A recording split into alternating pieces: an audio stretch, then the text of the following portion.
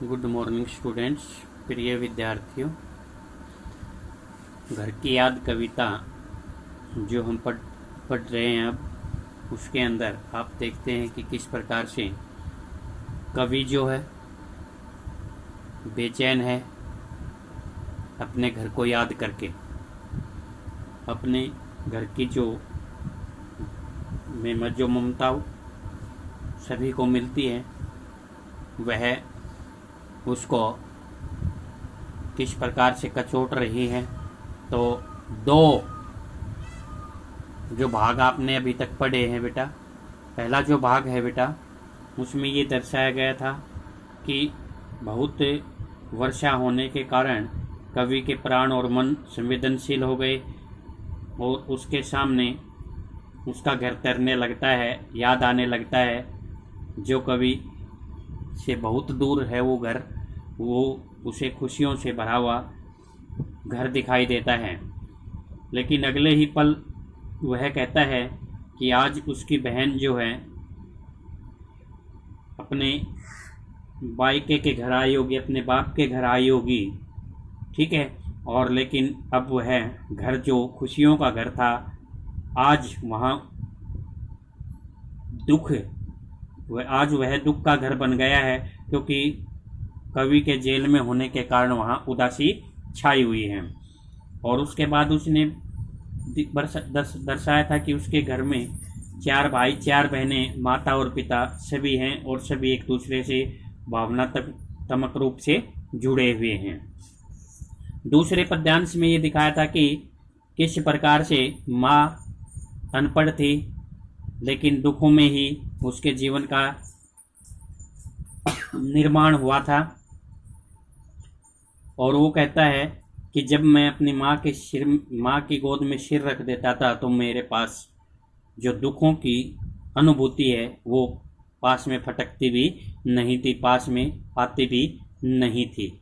और उस स्नेह की धारा, माँ के स्नेह की जो धारा है वो इतनी व्याप्त है कि वह जेल तक भी फैली हुई है, ठीक है। और अनपढ़ बताया है, और माँ को तो और पिता को कहा है कि वे बूढ़े हो गए हैं, लेकिन उनके ऊपर बूढ़ापा का या वृद्धावस्था का एक क्षण भी हमें दिखाई नहीं देता है, क्योंकि वे युवकों की तरह से दौड़ लगाते हैं, बच्चों की तरह खिलखिलाते हैं। मौत के आगे वे हिचकते नहीं हैं, घबराते नहीं हैं और शेर के सामने डरते नहीं हैं, ठीक है। बोलते हैं तो बादल सा गरजता है और काम करने लगते हैं तो तूफान सा आ जाता है, ठीक है। ये बताया था। तीसरे भाग में हमने ये दिखाया था, इस तीसरे भाग में ये दर्शाया था बेटा कि उनके पिताजी जो थे किस प्रकार से व्यायाम करते हैं और नित्य कर्म करते, नियम के अनुसार कार्य करते हैं, ठीक है। गीता का पाठ करना, 210 60 दंड बैठक लगाना, हाथ से मुग्दर घुमाना दोनों हाथों से।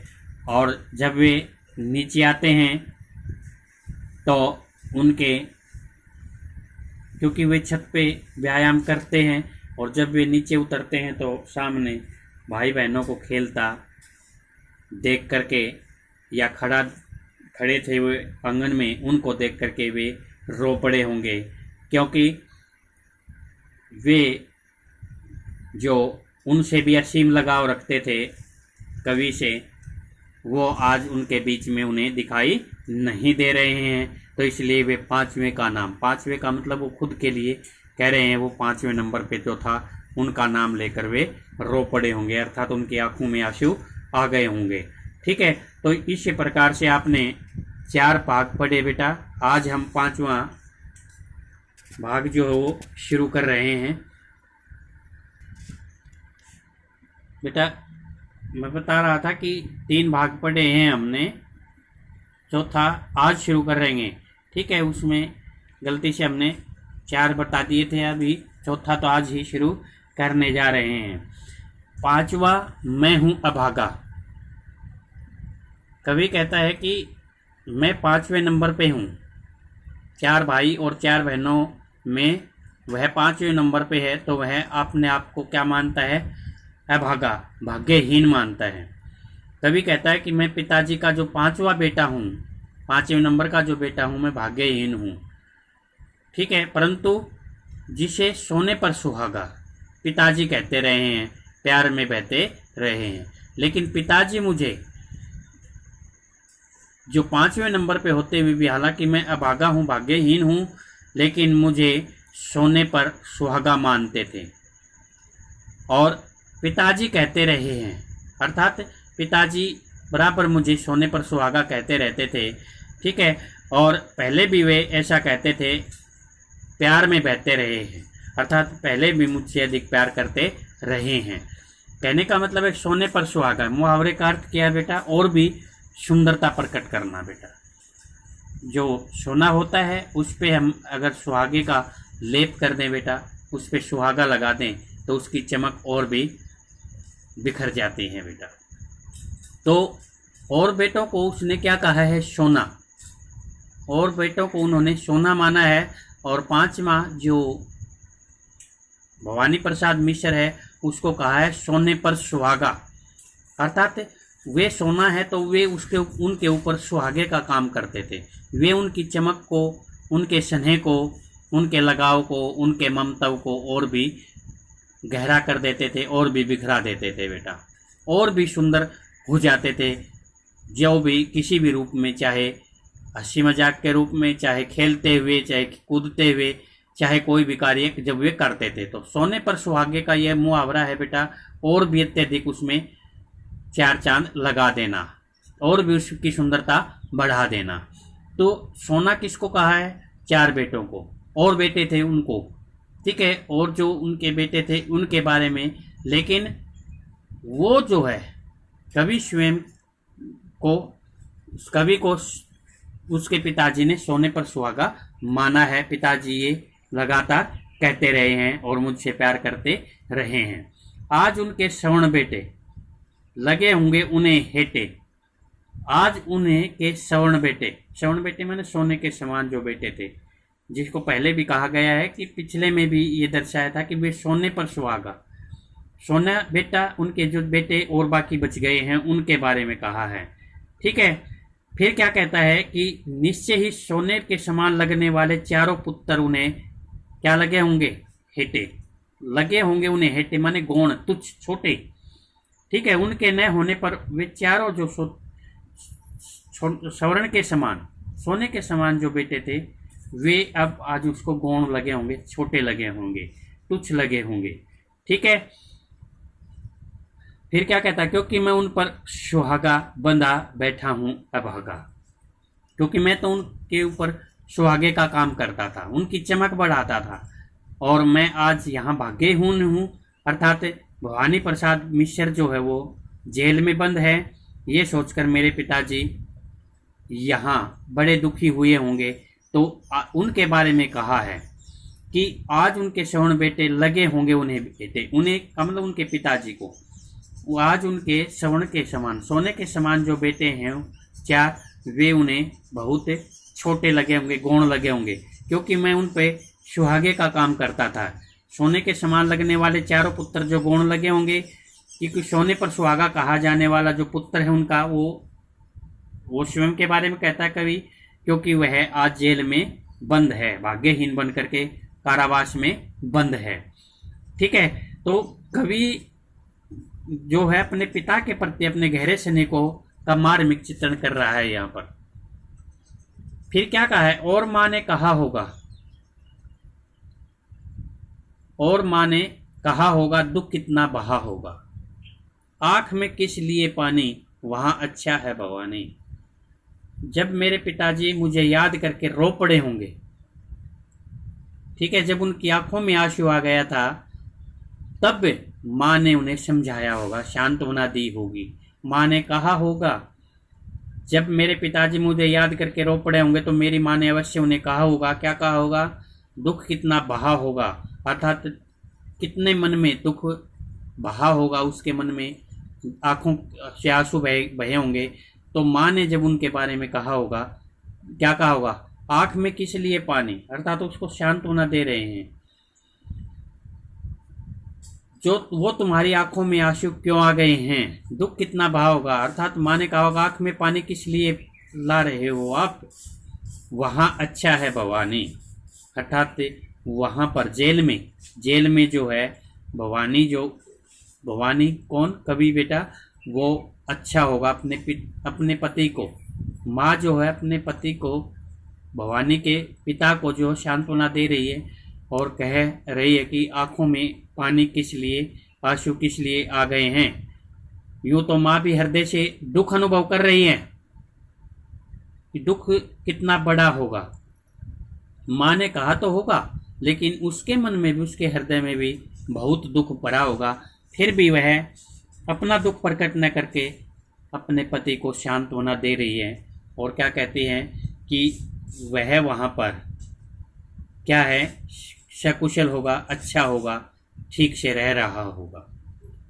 देखना किस प्रकार से पारिवारिक रूप से माँ बाप की जो अंदर जो दुख होते हैं अपने बेटे के प्रति, अपने संतान के प्रति, वो दिखाई दे रहे हैं बेटा।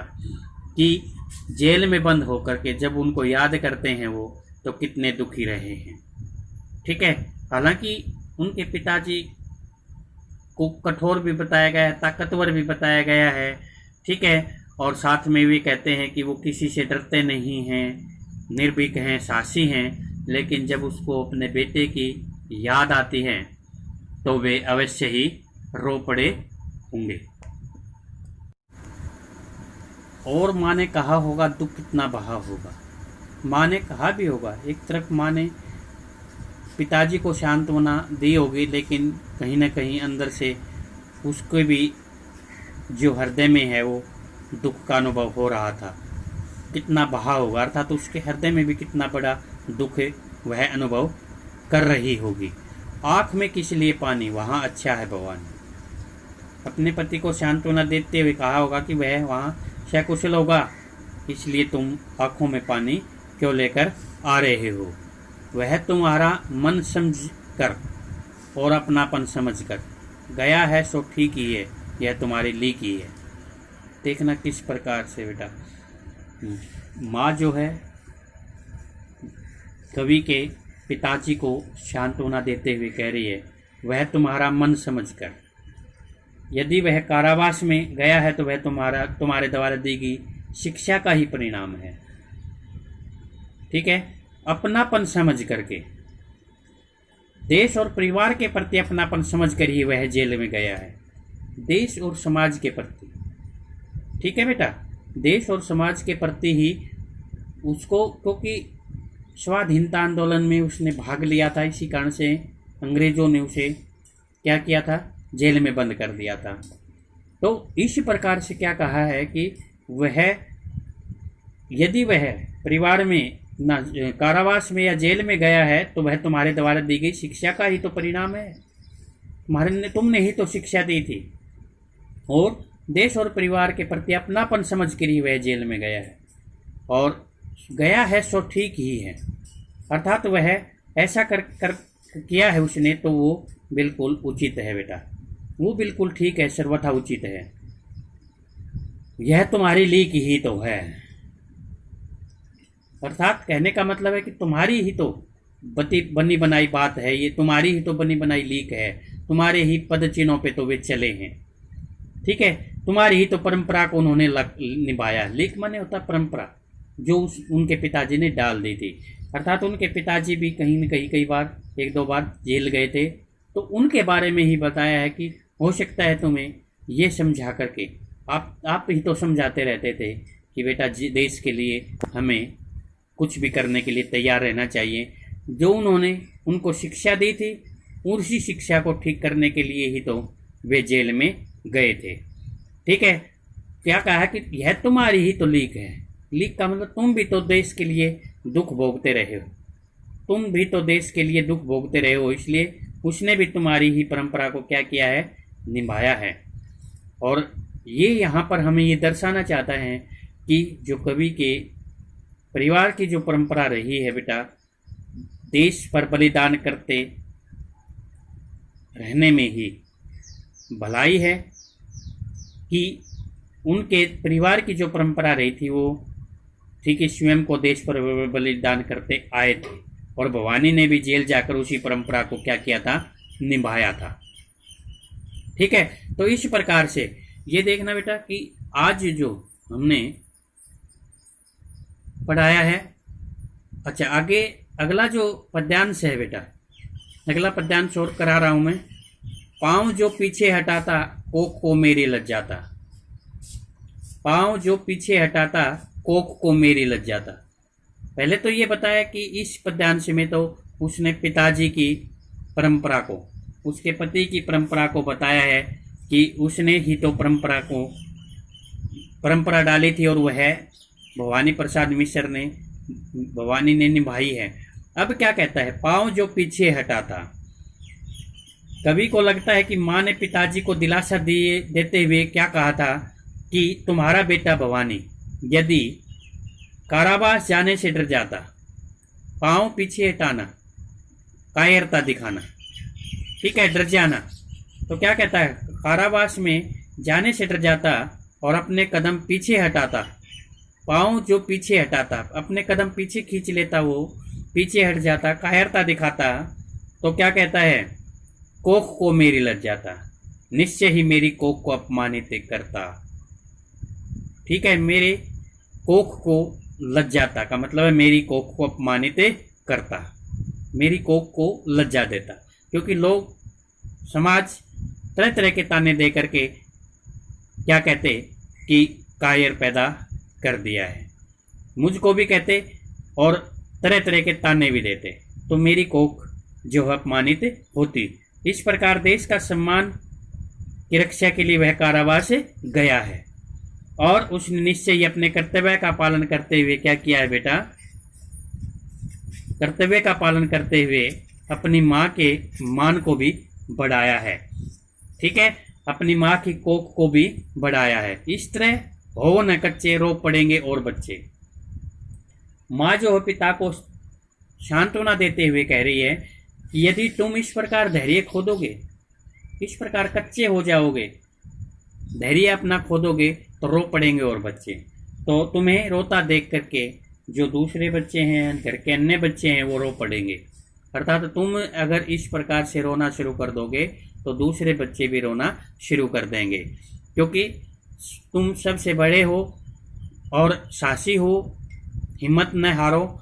और वह जो है अपने पति को सांत्वना दे रही है और उनको बता रही है कि यदि तुम भी रो पड़ोगे तो और बच्चे भी रोने लग जाएंगे।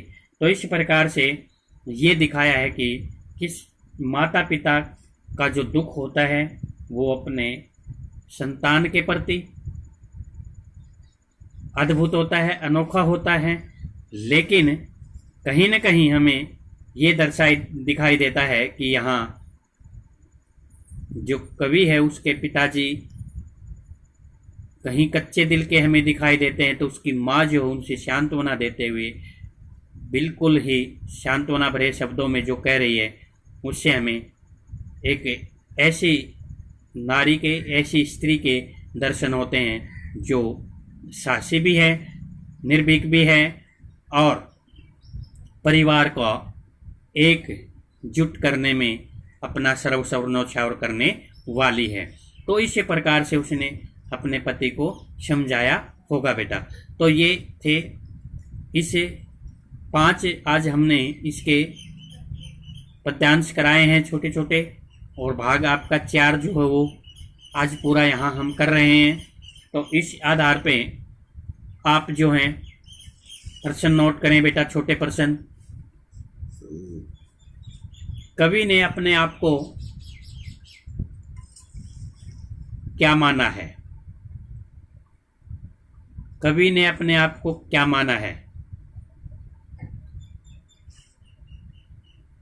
अगला प्रश्न है, पिताजी जो है भवानी प्रसाद मिश्र को क्या समझते थे? क्या समझते थे? अगला प्रश्न है,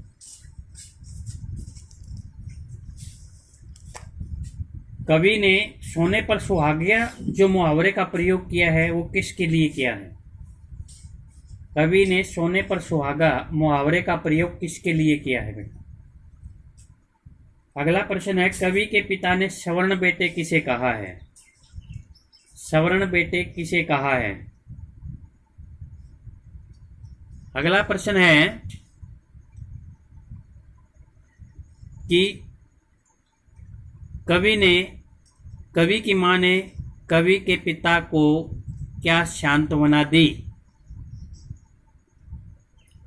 कवि की मां ने कवि के पिता को क्या सांत्वना दी? अगला प्रश्न है, कवि की मां की कोख कब लज्जित होती? कवि की मां की कोख कब लज्जित होती? अगला प्रश्न है, पांव पीछे हटाने का क्या अर्थ है? पांव जो पीछे हटाता, देखना ये दिखाया है कि पांव जो पीछे हटाता, इसका क्या अर्थ है? अर्थात वह अपने वचन का पालन न करता, अपने प्रण या वचन से पीछे हट जाता। ठीक है। और अगला प्रश्न है कि जो कवि के पिता हैं यदि वे रोते तो अन्य बच्चों पर क्या प्रभाव पड़ता? तो अन्य बच्चों पर क्या प्रभाव पड़ता? अगला प्रश्न है, अपने पांचवें कवि के पिता किसका नाम लेकर रो पड़े होंगे? कवि के पिता किसका नाम लेकर रो पड़े होंगे? तो ये प्रश्न बेटा रफ कॉपी में आपको YouTube पढ़ करके, सुन करके, समझ करके लिखने हैं। रफ कॉपी में लिखेंगे पहले, उसके बाद ही साफ कॉपी में उतारेंगे बेटा। ठीक है। तो इस प्रकार से ये आज आपका चौथा पार्ट जो है वो पूरा हुआ है। 3 कल पहले हो चुके हैं, चौथा आज हुआ है। तो इसको ध्यानपूर्वक सुने बेटा। Thank you. ओके बेटा।